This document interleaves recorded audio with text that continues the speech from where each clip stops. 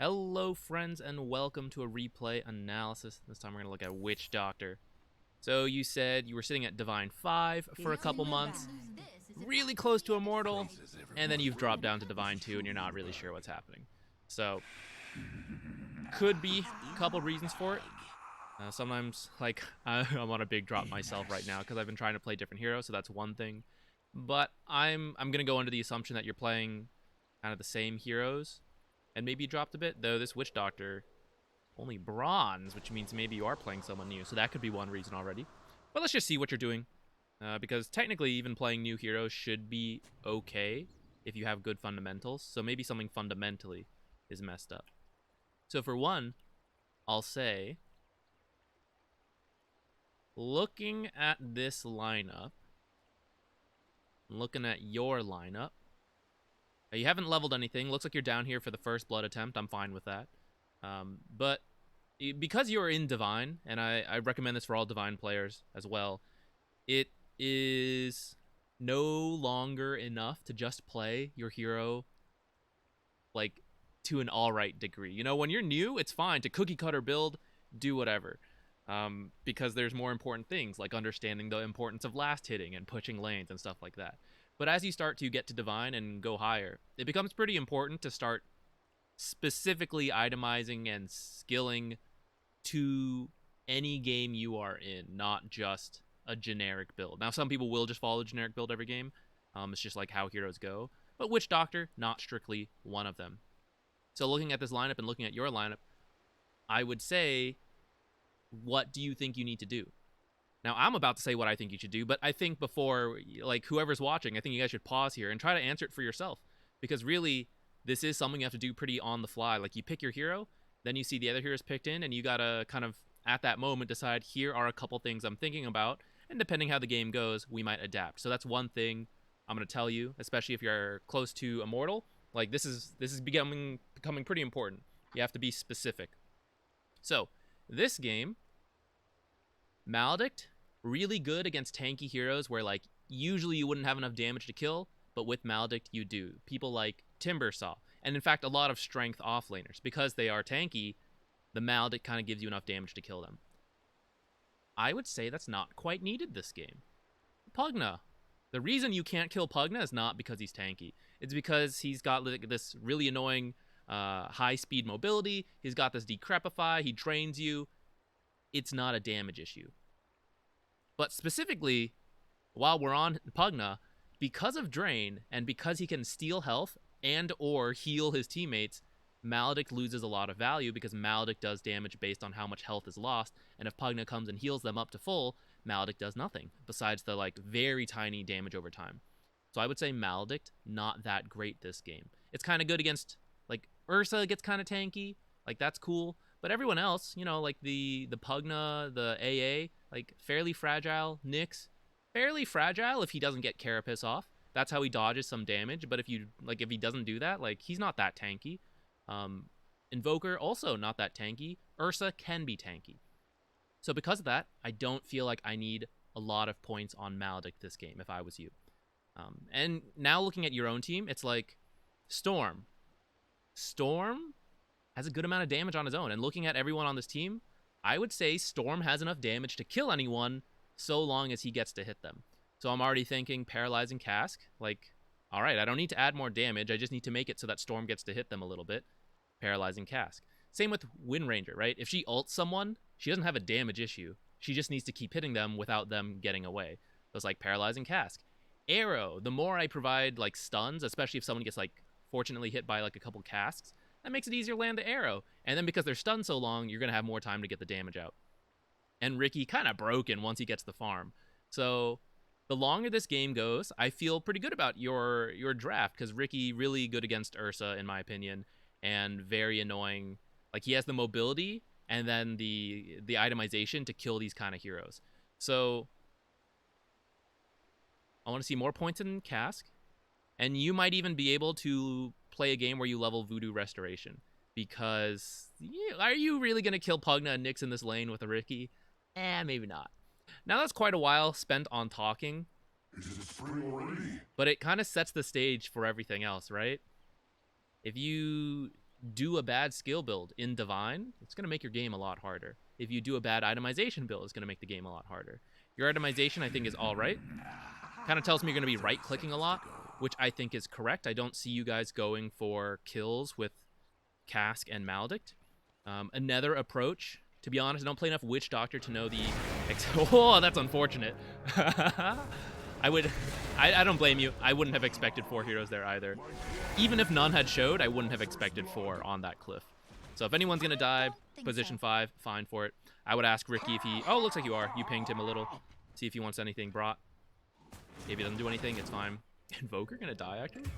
But anyways, so what I was going to say, another approach to this lane could be one where you focus on Voodoo Restoration. And I don't play enough Witch Doctor to know quite enough about when that is, but from my understanding, it means like you're going to be harassed a lot and you just want to like provide a lot of sustain. And so you kind of have to like skill to leave Voodoo Restoration up, which means you get mana regen and like mangoes and stuff like that.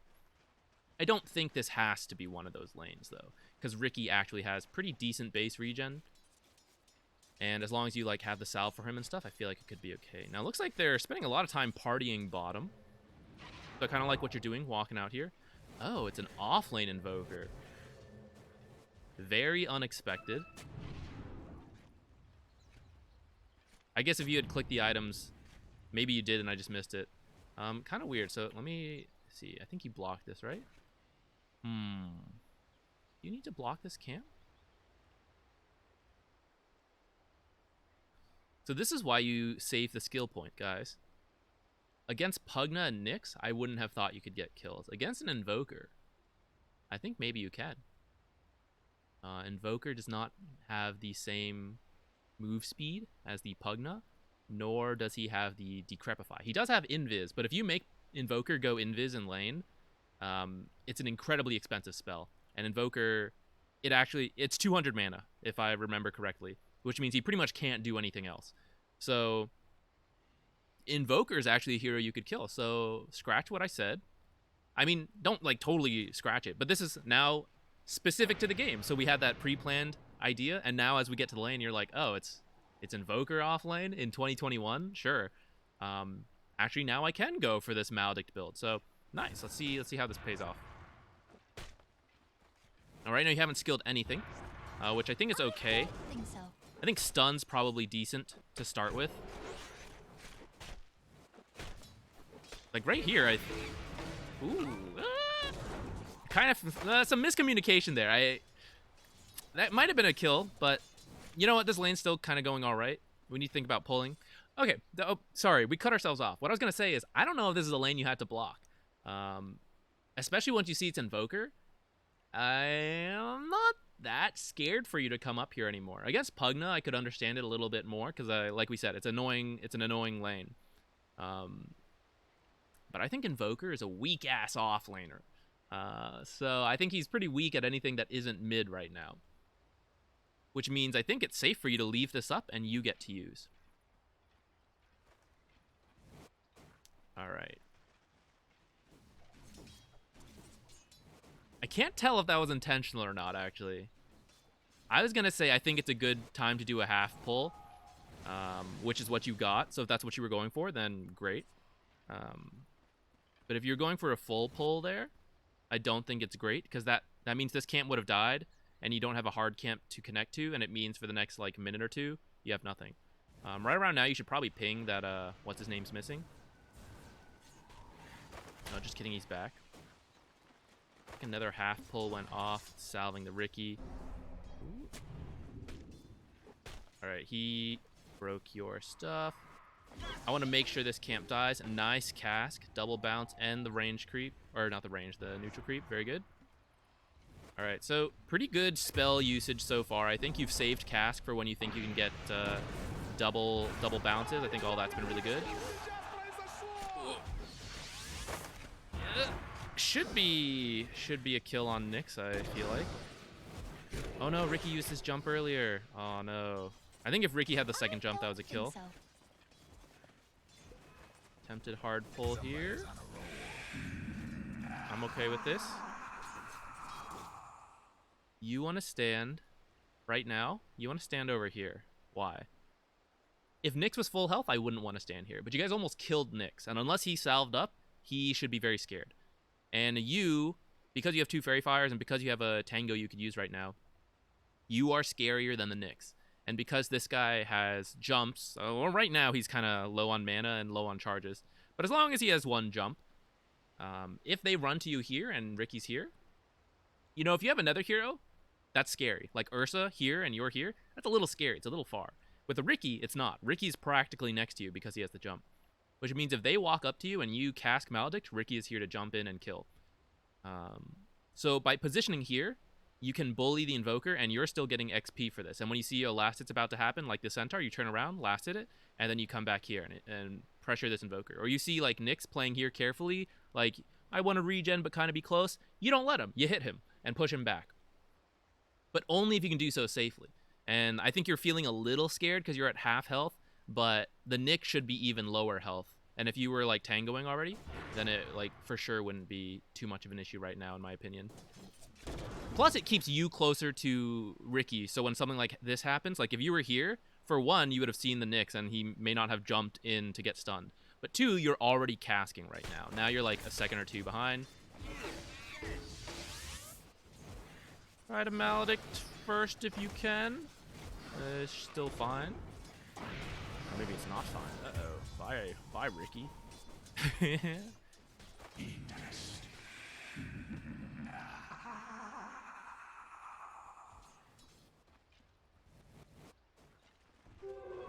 Invisibility. I probably wouldn't have pulled here. A half pull is okay. Better than a full pull.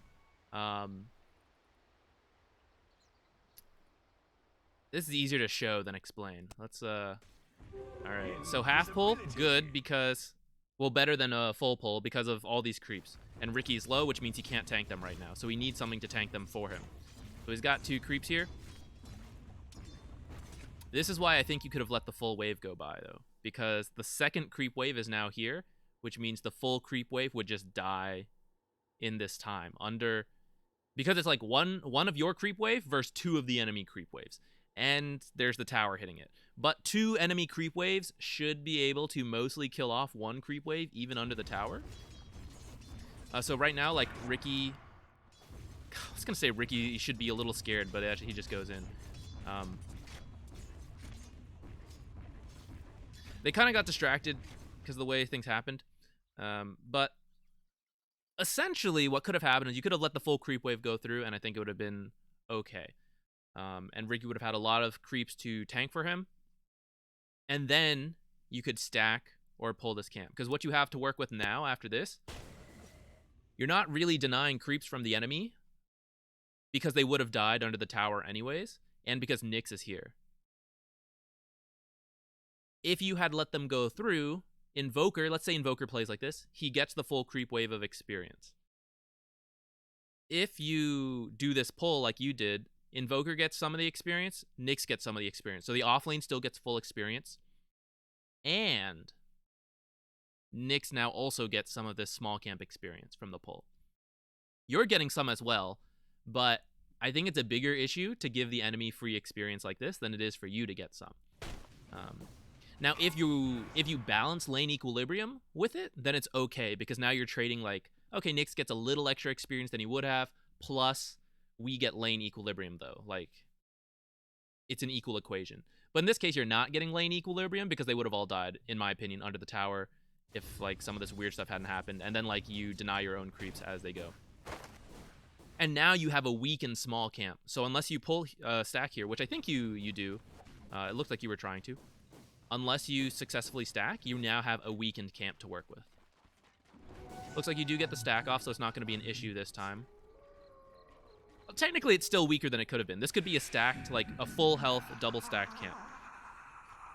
I mean, this is still good enough to work with, but I hope you see what I'm saying there, where the usual benefits of pulling were not quite here for this pull because the enemy had such a large wave. You're pulling this. This is always a little scary on a catapult wave. So let's see what happens to your creep wave. This is what we need to look at right now, by the way, guys. what you are doing on Witch Doctor is not so important right now. Because to determine whether the pull is any good, it's like you have to look at the lane. So what's happening here? He's actually dead. Pretty unfortunate. He didn't have to die, especially if he just played a little safer. Even if the pull had gone through, maybe he lives. In fact, he kind of would have, because he would have had something to jump to. But I still don't think that's strictly your fault, because if you communicate that you're pulling, he just wouldn't be that far up to get caught by a tornado into stun. But this is the bigger issue now, is that you're actually losing a lot of health.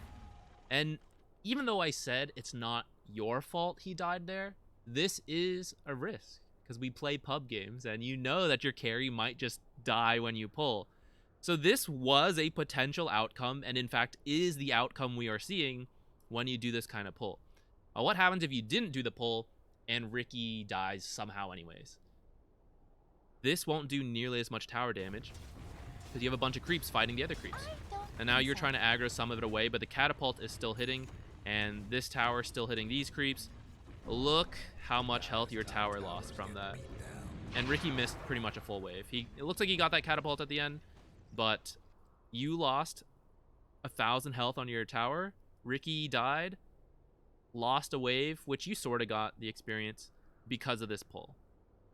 Again, maybe Ricky survives and that doesn't happen, but this is just one of the risks you have to ask yourself when you pull an entire creep wave and even half the creep wave on a siege wave.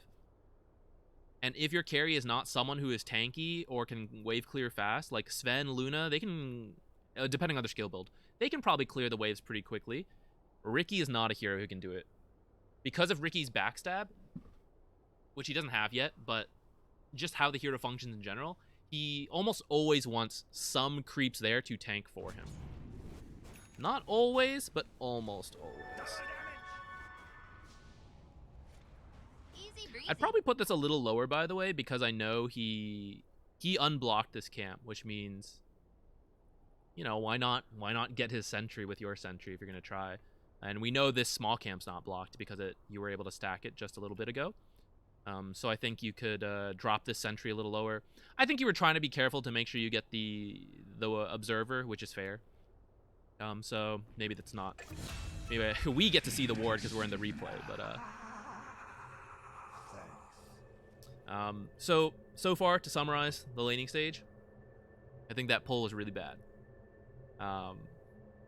And sometimes it won't be bad, but you always have to factor in the potential risk that it could be really bad, and we just don't take that risk. Like, if you let that creep wave go and then do the full pull on the next one, way safer. Even if Ricky dies the same way, your tower will only lose like 300 health. And in fact, I can tell you it's about 300 health because I've tested how much a creep wave does against a tower. And they haven't upgraded yet because it's only 730. So the creep wave will do about 300 damage to the tower, and then whatever invoker adds in as well. 300, way less than 1,000.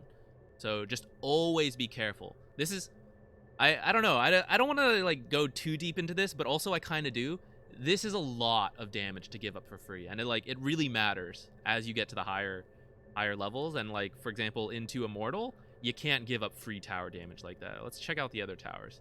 So like, your tower's half dead, all the other towers are pretty much full health. And right now, if you hadn't done that pull, they'd pretty much all be full health. And so technically the enemy team has the advantage here, even though the towers aren't dead, but like, this is like 3 Pugna Blasts from being dead. And towers are a big thing in this game. All right, I don't mind. I like the ward. Not even don't mind. I think it's like pretty good. I think you could leave though. Let's go back. Easy breezy. All right, I want to go safe. Leave. You can leave right now, because you literally see no one's up here. And if you were watching the minimap, stuff was happening mid and bottom, which means you're not needed top. Ricky's fine on his own. There's nothing for you here. It's time to leave and go contribute. I would probably put 2 points in Paralyzing Cask, by the way, instead of 2 in Maledict. Ricky doesn't put out that much damage, so Maledict does add a little bit, but again, also not that much, because you don't put out that much damage. And I think the extra cask bounces are worth a lot, considering, like, what if you had a really bad game from here and you just end up really underleveled? And Pugna is 6 actually right now. So this is actually a perfect example because he's mid. You want as many chances to cancel this guy's like life drain and stuff like that. So I think the cask, more points in cask is really important. Again, going back to the fact that it's like, I don't think we need more damage. What we need is more stuns. So I would go 2 points in cask at level 3. And then I would leave this lane. I think being up here is a mistake. This is nothing that Ricky could have done by himself. Couldn't have done by himself. And in fact, he'd prefer to do it by himself. He wants the solo XP, solo gold. I think he got all the gold there, but not the solo XP.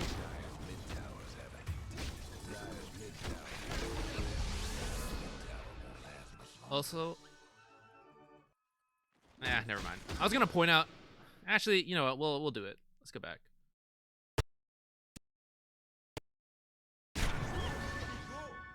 So in a way, their tower was full health, and because you ended up like pulling the waves, like you kind of got this tower as a result of your small pull a little bit. But I think it's more of a mistake from the enemy team than it is like a smart play by you guys. Because I feel like someone should have just been here to kill the creeps once and then clear the catapult. So this is another issue with like divines to immortals, like not enough attention to the siege waves. I feel like actually it happened in my games too, and I feel really bad about it when I see it happen. So I do want to highlight it for you because it is something you should feel bad about when it happens. You shouldn't be losing towers like this. You guys lost half your tower for nothing, and now they lost their tower with no defense. Like what the heck? Like defense of the ancients, you know? What are people doing? I don't mind the pull, but especially once this tower is gone, I'm looking to leave as soon as I can. Obviously, they're like chasing him, so we're not leaving quite yet. But as soon as it looks like safe enough to leave Ricky on his own, I want to leave him alone. I don't care. And in fact, it's now looking too scary to be up here. So I'm definitely ditching out, and I'm going somewhere else. They're all top. They want to take this tower. Let's go take their bottom tower. Because you being up here, you're not a wave defense hero. Right? You suck at it. It's just how Witch Doctor is.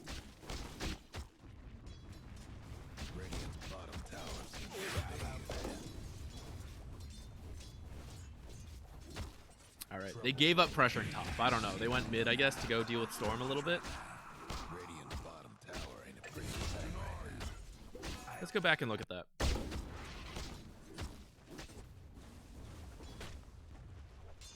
Alright, so instead of pressuring top, I just said it's like too scary for you guys to be here, and then they left. I think that's a mistake on their part.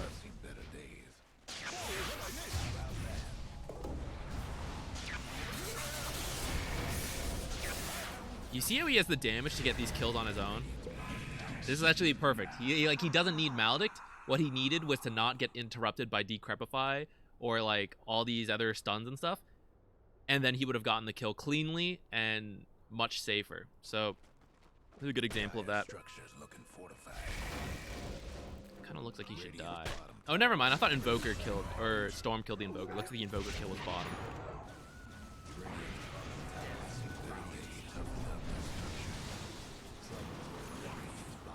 I feel like if you had went bottom, I don't know. It's kind of good you defending your tower, but also really scary because I think they should have just killed you. I feel like it was a misplay on their part. Like I feel like they should have just killed you and gone on. Like someone else could do this better than you can. Like if you want to shove the wave out as fast as possible, you're not a good hero for it. But Mirana with Starstorm kind of is, and Storm Spirit definitely is. And if he gets to farm an empty lane, then that's good too. I feel like you really want to be with heroes as Witch Doctor. And the longer you're up here by yourself with this ult, the sadder I'll feel. Especially because there's not even a tower here. There's like really not much to be here for. Like I'd be TPing bottom right now. Or like before that a little bit. Like we see this develop, like as soon as you see them in this bottom lane, like stuff's happening right now. Let's go watch it actually. So you could already be TPing. The second you like see 3 heroes collapsing on the win range, you could be TPing. You finish the TP around now. Cask, Maledict. Maybe throw on Voodoo Restoration, heal her a little bit, drop the ult. Maybe you save her. Maybe you get a return kill. I kind of think you could have, especially with the double cask bounces. because there are no creeps here. It would have just been bouncing between heroes. They were nicely spaced so that it's like the full duration stuns between them too. And bottom just has more impact. Well, technically, you already got the tower, so now mid is probably maybe the place for you to go. But honestly, I'd still rather you be bottom than top. I feel like.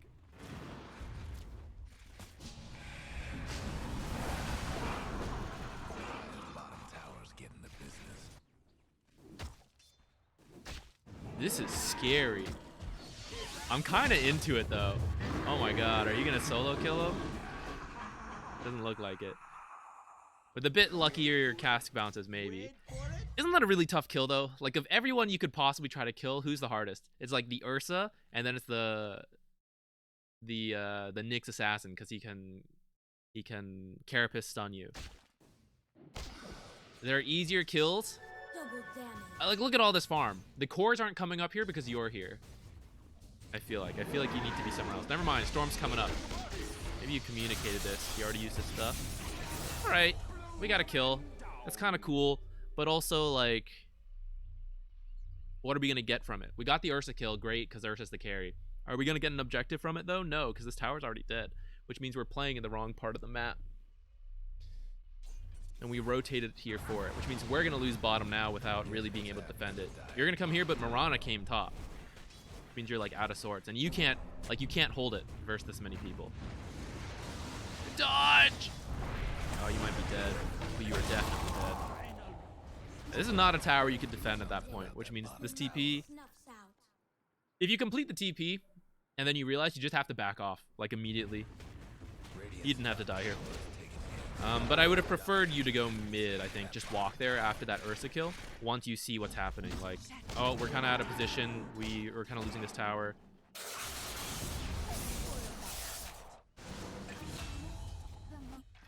Team's losing several kills down here.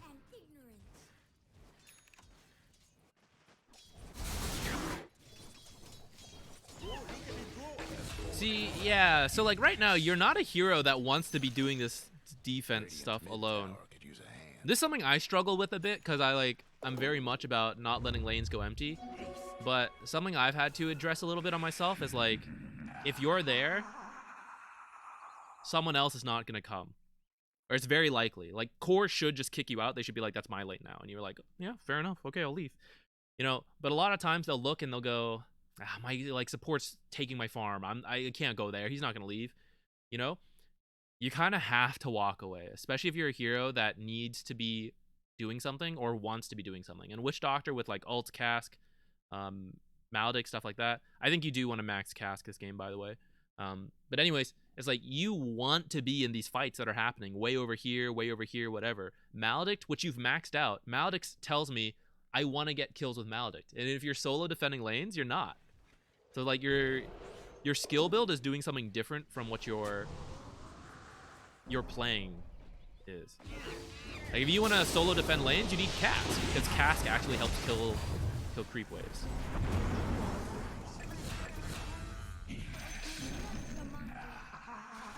I did get a Nyx kill. Storm died. I kind of missed that happening.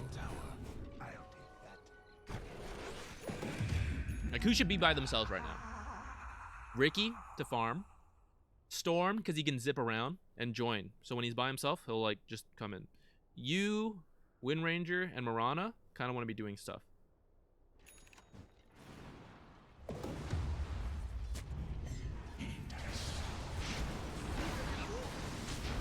And part of that is sometimes you just need to be the first person to leave an empty lane.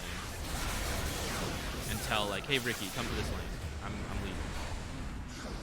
I'm gonna go do stuff. I'm gonna make space for you so you can farm freely here.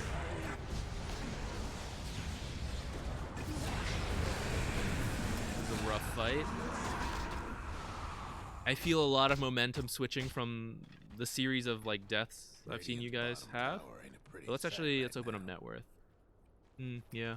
I was wondering if Ricky would at least be getting a lot of farm. Turns out he's not. Because he has no Battle Fury yet. Part of that is because I feel like, I don't know, you were in the empty lanes and he wasn't. And that should be reversed. What the heck is that massive use of mana for a camp? That cannot be worth it. Okay, so now, if you solo push mid, I'm okay with this. Why? Because there's like an objective here. And if you're here, more likely teammates are going to come. But when you're like in these side lanes where the objectives were already taken, it means much less. Of course, I don't want you to be here like totally by yourself. I do want other heroes to be here with you. But like that starts with you being first. All right, a Nyx kill. And now they're going to like rotate in if they want to trade or defend. Looks like they're trying to trade though.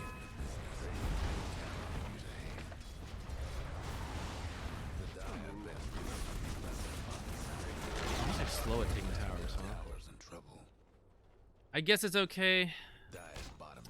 It would have taken a lot more coordination to like go defend it anyway, so like whatever. Why she started with power? I guess it's okay. It's kind of weird.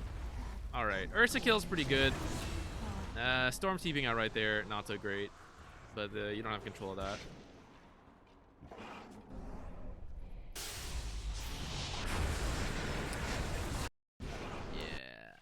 Right here, look at the minimap. I know they're chasing. Which means all your pathing matters right now.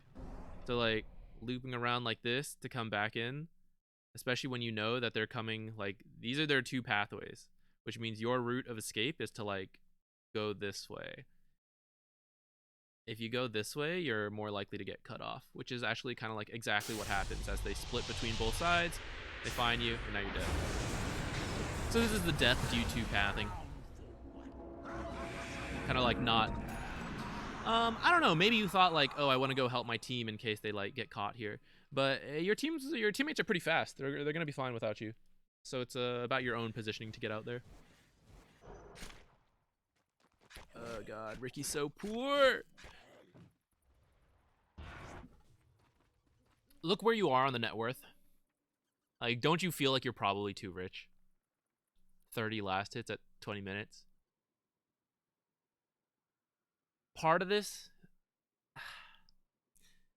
I know it's like if no one's in the lane, you should go, but at the same time, it's kind of hard to say what the balance is. But you can't be there, like... You can only be there as long as you need to be.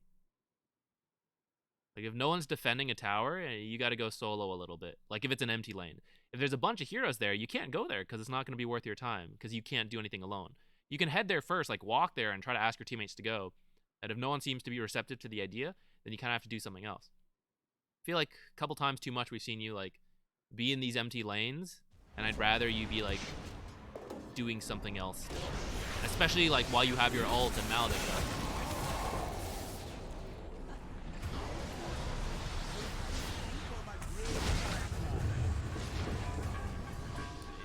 Kill. Rip. Ricky, go farm! In an empty lane. Oh god. Oh god. Yeah, it kind of feels like you guys are being outmaneuvered a little bit.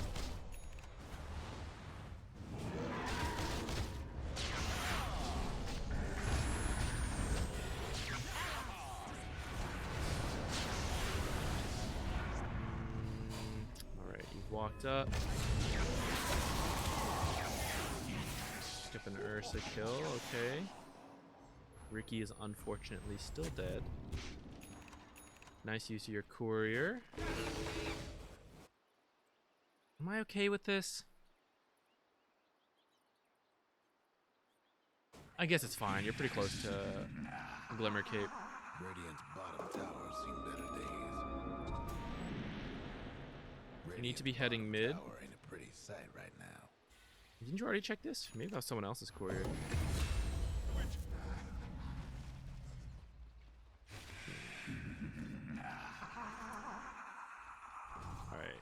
I see four of them mid, which means they're likely to come mid. Plus, it's like the next tower they want. It's like this area right here. So this is what I'm thinking about trying to get vision in when I have time. It needs to be weird too, because they're going to probably come through with a bunch of sentries, right? So anything in this area, likely to get dewarded, but something a little higher might survive. or maybe something in the lane. Like, it's kind of weird.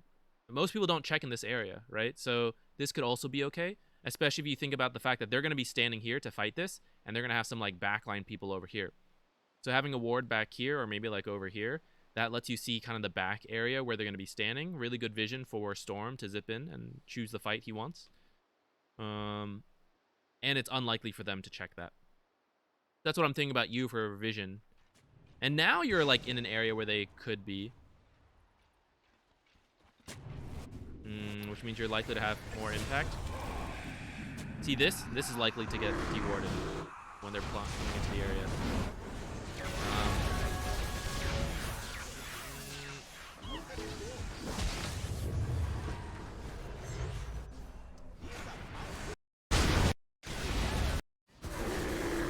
It's kind of tempting right here.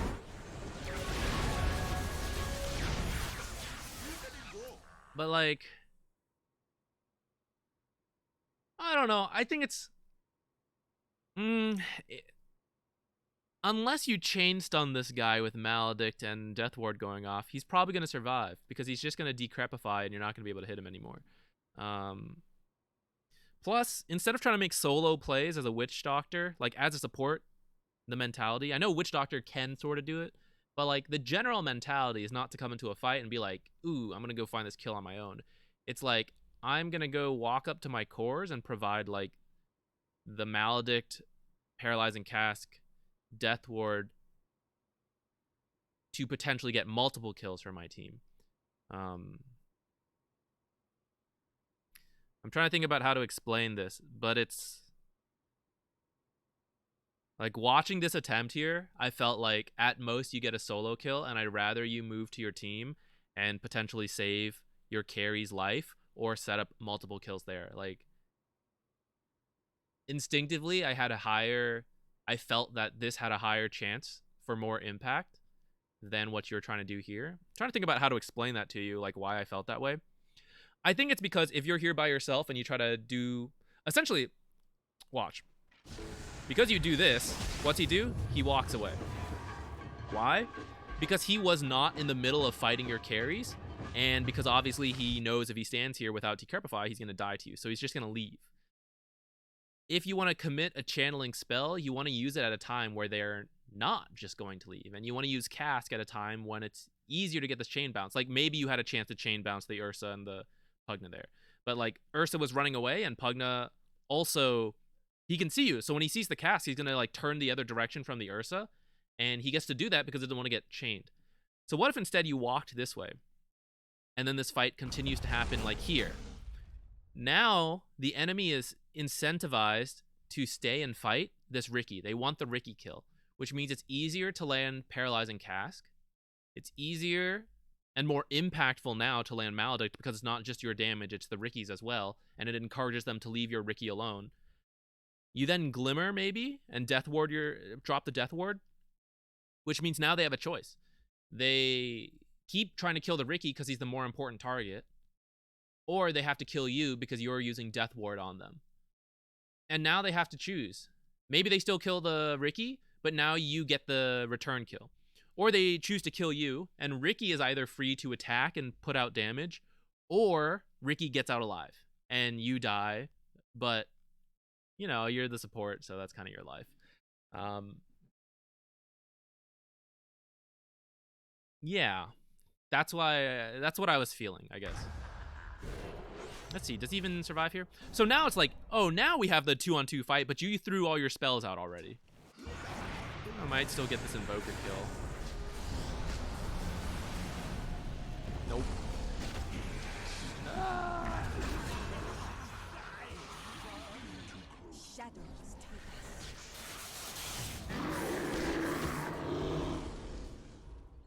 Your stun's really important for your cores.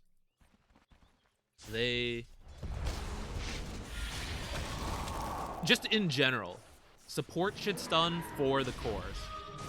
Not for yourself, for your cores. That's like a general mantra. What you did here was stunning for yourself. Coming over here is like stunning for the cores. Not always true. I don't want to make it like this absolute rule that you guys always try to follow. But like, it's a mentality. Okay? We're supports. We do things for the cores, and it's generally better than doing things for yourself. At least for your bracket. This is a bracket where I've been here. I know, guys. There's gonna be throwing, but in general, if you give cores a good game, they can like sort of make it work. Again, not every game, but like 60% of the games, that's enough. That's enough to go up in MMR. And I feel like that's the kind of feeling I'm having so far. Is like, I feel like what I see you doing, like the way you stunned in that fight, that was one example. So like, let's watch more fights, of course. But like that fight, or like being in lanes too much by yourself, it's like you're doing things good for your game, but not for like the whole team's game. Like you weren't in an area like when you were top too long with the Ricky should just be left alone to get all the farm by himself. If Ricky's just there, it may not be as tempting for the enemy to go. But when they say 2 enemy heroes there, they're like, oh, we need to defend that and we need to try to get a kill. Because now there's 2 kills potentially to get there. And it like tempts people to go up, which is actually what happened. Whereas if you're bottom, it tempts people to go bottom, which leaves Ricky free top. It's like your actions are more impactful on a team level rather than your like individual play. I kind of feel like this game's snowballing out of control. It's kind of hard to win at this point. Still possible. Let's check out Ricky's farm. Gonna be very difficult though. What I would be feeling is like we have to defend high ground and we have to get farm to Ricky and Storm. Because later on it is possible. Like I still think Ricky will out carry these guys. You just need to survive this time when they're like clearly quite far ahead. Unfortunately, you guys don't have the best tools to defend towers, which kind of means you have to trade. So when you see them all bottom, you guys have to push top and mid. So let's see what happens. So I see them all coming mid. You guys have a choice. We either try to defend 5-on-5. They're pretty much in the lead, but we have a tower advantage a little bit. Like, do we think we can take it? It'll vary by game. In this game, I feel like it would be tough. I think you guys need like a split push kill or like a pick off to make it easier to fight this tower. I feel like I'd rather have Storm farm top, someone farms bottom, and then maybe you just use like power shot and arrows to try to like kill creep waves. Let's see what you guys do. Tried to get a Nyx kill, got the Nyx kill, lost 3. Oh, we lost 2 heroes. Ricky was already dead. Yeah. So what if we gave him the tower for free and we split push the other lanes? Isn't that better? Because I mean, right now they're getting the tower anyways, and they got 2 kills for it. And Storm is pushing top, so that part's good. And someone could be pushing bottom. And that encourages them, the enemy, the Radiant, to TP home, right? Because if Storm's hitting this tower, you guys are hitting this tower, and then like a Wind Ranger who's still alive is split shotting or power shotting these creep waves down. Like you guys are way safer at this high ground than this tier 2.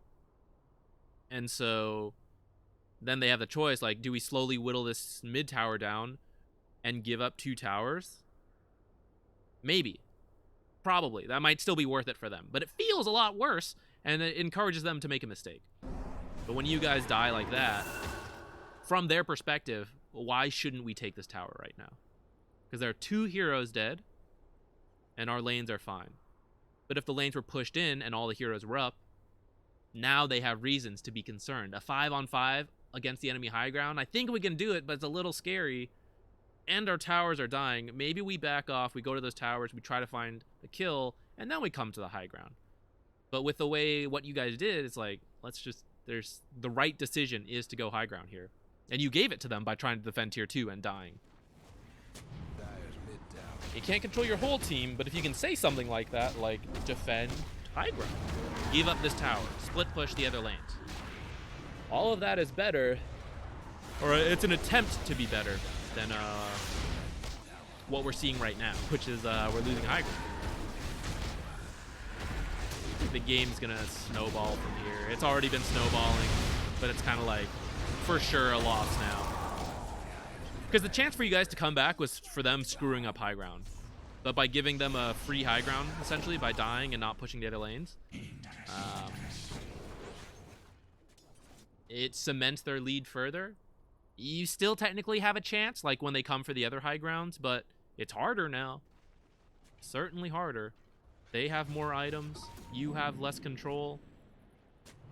They have more freedom too, right? If they're pushing this high ground and then they like dive a little, which is kind of what you want when they like when you need them to throw, it like involves them diving the high ground, and then to get away to safety, when all the barracks are up and all the towers are up, there is no path to safety. All the towers are up. Like, it's very scary. But when one set of racks falls, it opens up this pathway to like escape this way, and it's much safer. The Dire might want to mine their top tower. Dire's See what you guys can do. tower's getting beat down. So now what you guys are doing is like better. You're like split pushing bottom instead of defending this tier 2. Split pushing bottom. Someone should be pushing in mid, and then like you stall out high ground, and then the others TP back as needed. Top tower's getting beat down. But it's like a little late for it, right? We've already lost one. We weren't even pushing in mid.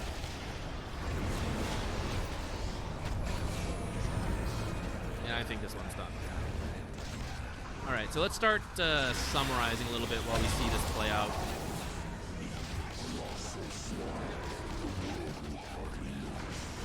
What do I want to say?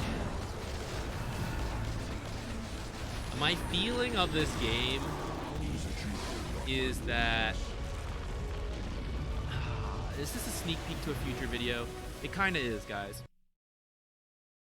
But, if I were to only watch what you did on screen, which is a bad habit I have sometimes when I do these replays. If I only watch what you did on screen, everything you do makes sense. And this is like when you play the game. This is why a lot of people feel like I didn't do anything like too bad. Like I thought I was like, you know, I like did this stuff, this was good, blah blah blah. Because what they're making their decisions is what they see in the game. But when I look at the mini-map and I see where you are doing things or what your alternative options are, that is how I can tell this is what he's doing wrong. And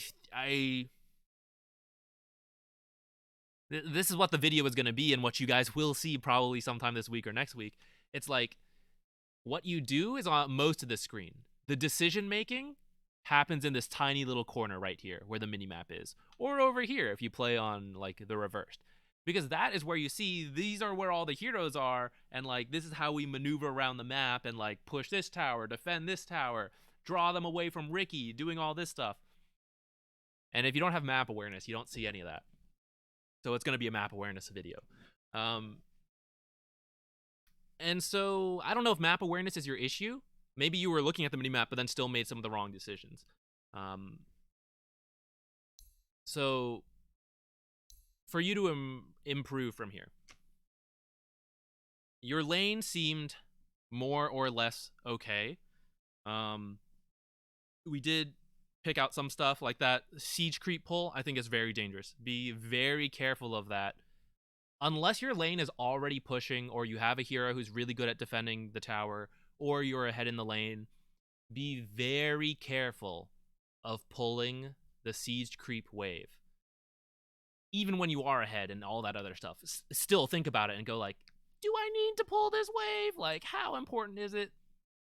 I still do it sometimes, but it is after a lot of deliberation, and I'm always like, should I be doing this? I don't really know. And I kind of do it just to like learn a bit and see like, oh, it was terrible, I shouldn't have done it. Or like, oh, this kind of worked out.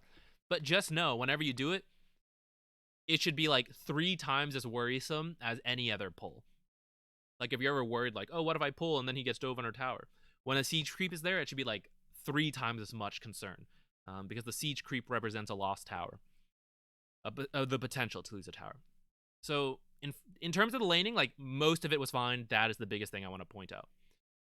Was it? Honestly, I can't remember. Go watch that first part. If I'm contradicting myself and I nitpicked more of the laning stage, then yeah.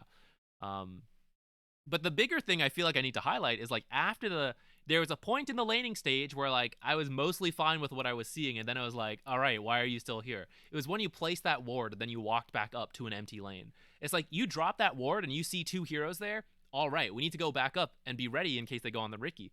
But if you watch the minimap, it's like I don't see any heroes in the top lane, and I saw multiple heroes in the other lanes.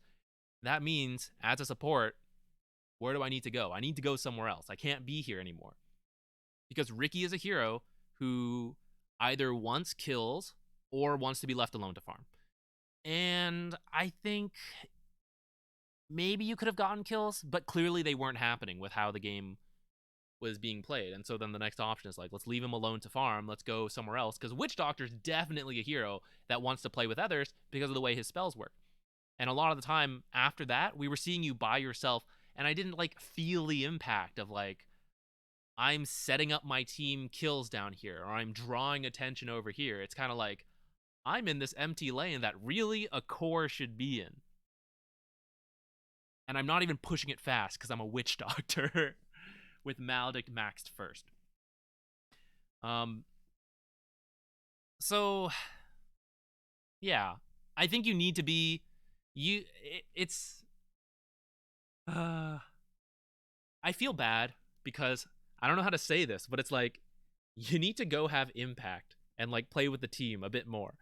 This is one game, so like I know it's not like you probably play differently in every game, but based on this one game, like that's the feeling I have, and I know that's already what you're trying to do though, because I know you're not trying to be a useless support, right? You're trying to like do things good for your team, and so it's like the whole decision making process up to that, and that's the part where it's like hard to explain, but try the map, like improve the map awareness, look at it, and when you have a game like this, you have to know like I need to pull people away from Ricky until he's ready to fight, and he's not ready to fight till he has like the Battle Fury and some items.